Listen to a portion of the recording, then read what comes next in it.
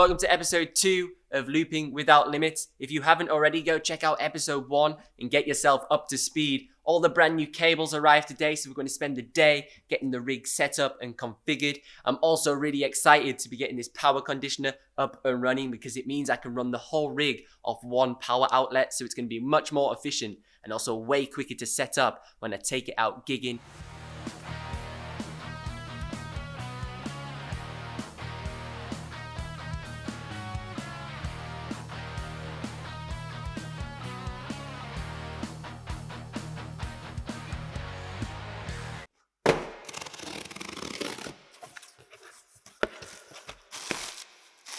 I think it's essential for the cable management on this rig to be absolutely immaculate. On my previous rig, it wasn't too bad, but if there was a dodgy cable or a problem, it was quite difficult to find the culprit cable quickly. So to try and speed things up and just by a quick glance at the rig, understand where all the cables are going, I've got various stuff off Amazon, such as this cable, sleeving, and things like that. So we're going to start with the cable management first.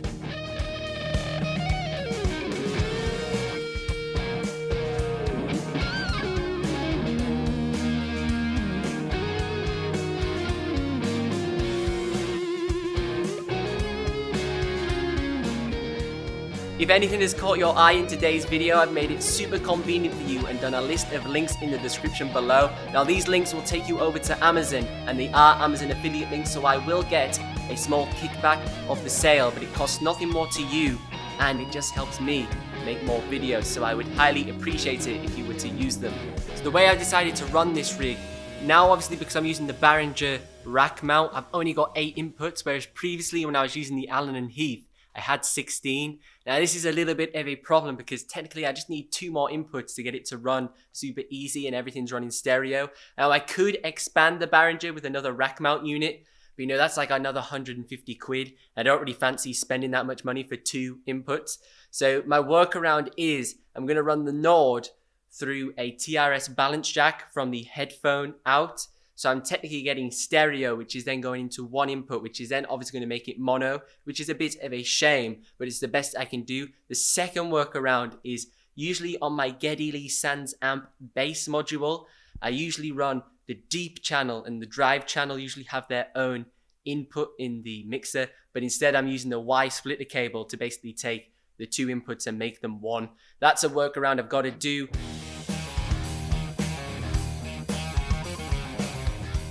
So for the power conditioner, I got a load of these Iec 14s to 13 amp socket converters. It just basically means stuff like the routers. I can just use a standard power plug into the socket, then into the kettle lead to go straight into the power conditioner. And then also got a load of the regular, just sort of kettle lead to kettle lead input and output things, just to run them straight from the power conditioner.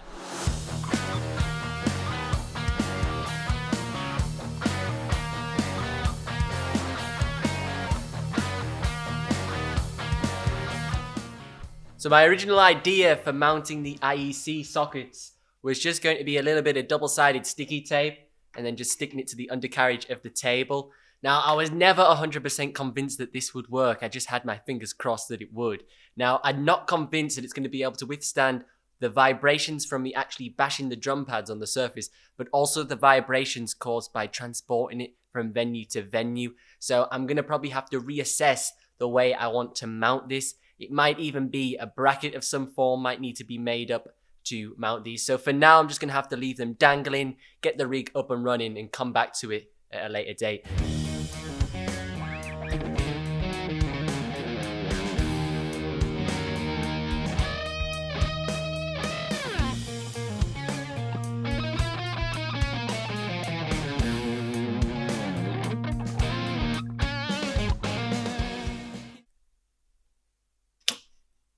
So off to a flying start, the rig has successfully booted up using the power conditioner. Now one thing just came to mind that I totally overlooked. I've just realized I don't have enough inputs for my acoustic guitar either. Now as I mentioned earlier, I don't want to buy the expander for 150 quid. So I'm thinking about using the Kemper for my acoustic guitar as well. So if you want to see my video where I use the acoustic guitar in more detail with the Kemper, make sure you like and subscribe so you don't miss out on that upload next week. So when it comes to stage layout, there's going to be a bit of a switch up this time. So previously on the other table, the way that the microphone sat meant it had to be on full extent in order for me to be able to use it. Now, this wasn't ideal because it meant I was really, really close to the table. And especially when I was using my flying V, it meant I would knock into the table. So I'd have to sort of perform on a bit of a funny angle, and it was a bit uncomfortable. So this time we're going to put the microphone sort of on the end of the front table so we have a little bit more option. And then we're going to put the pedal board for all the loops slightly further away. So then I can not knock into the table and I'm not as tight to the table. It just gives me a little bit more space. So I've been spending a lot of time refining my Ableton Live set. I'll break it down in a couple of weeks' time once it's 100% finished. But in a nutshell, I'm now running the full version of Contact, so I've only got one instance of that running, so that's reduced CPU usage. It's also allowed me to use auxiliary outs, so I've now got individual channels for each drum coming out my drum pad, so I've got much more control there. And also, it loads in way quicker. I'm also looking at potentially using some of the fancy reverbs and delays that came with Complete 12, but it depends how reliable they are for live use. So make sure you tune in for when I upload that video and don't miss it, and click the notification bell. So one problem that's been fixed since my prototype rig that I showcased in my Ultimate Live Looping Rig 2019 video is the hiss that was getting recorded into my loops. So I mentioned I previously used USB cables in that video to stream the audio because this totally removed that issue. But then I had stability issues, so I went back to standard guitar jack cables and I was getting a white noise recording into my loops, and every time I overdubbed, this white noise got louder and louder and became more apparent and obnoxious in the loops. So I'm now pleased to announce that the introduction of the Behringer rack mount has totally eradicated this problem. So I'm now hiss-free with my loops and 100% reliable because I'm no longer running USB cables that can pick up interference a bit easier. And it's also true stereo input and output, which is also a bonus. Now, another issue with the Behringer that I've noticed is it's not a problem with the unit per se, but I'm still running an aggregated device between my hand Sonic and the Behringer because, again, I don't have enough inputs on the Behringer rack mount. I need to get the expander, but I'm too stingy. So I'm still running an aggregated device to stream the USB audio off the hand Sonic into Ableton, and that's fine.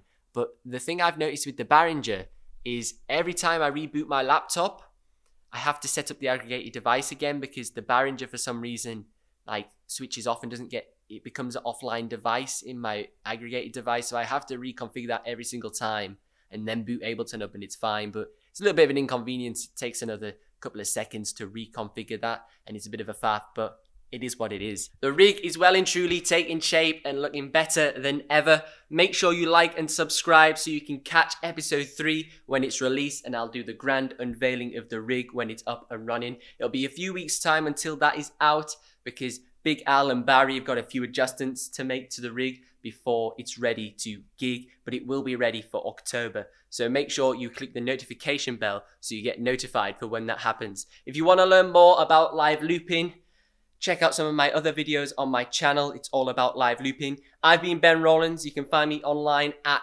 benrowlandsmusic.com. You can also find me on Instagram, Facebook, and I just joined LinkedIn at Ben Rowlands Music. So go and drop me a follow. I'll see you next time.